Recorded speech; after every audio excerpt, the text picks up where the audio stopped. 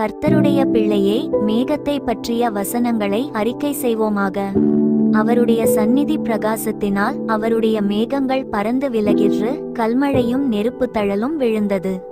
சங்கீதம் 18:12.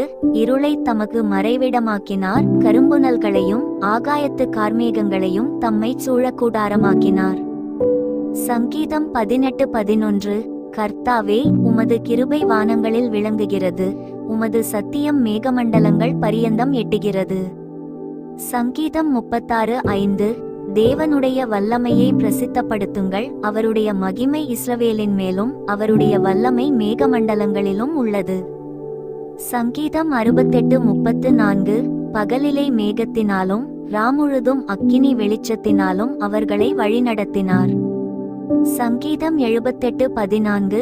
மேகமும் மந்தாரமும் அவரை சூழ்ந்திருக்கிறது, நீதியும் நியாயமும் அவருடைய சிங்காசனத்தின் ஆதாரம்.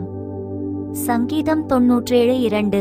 மேகஸ்தம்பத்திலிருந்து அவர்களோடே பேசினார், அவர்கள் அவருடைய சாட்சி பிரமாணங்களையும் அவர் தங்களுக்கு கொடுத்த கட்டளையையும் கைக்கொண்டார்கள். சங்கீதம் 99:7.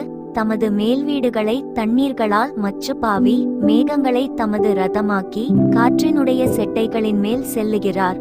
சங்கீதம் 104:3.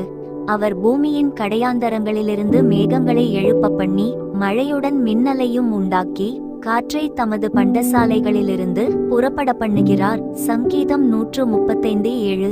அவர் வானத்தை மேகங்களால் மூடி பூமிக்கு மழையை ஆயத்தப்படுத்தி மலைகளில் புல்லை முளைப்பிக்கிறார். சங்கீதம் 147:8.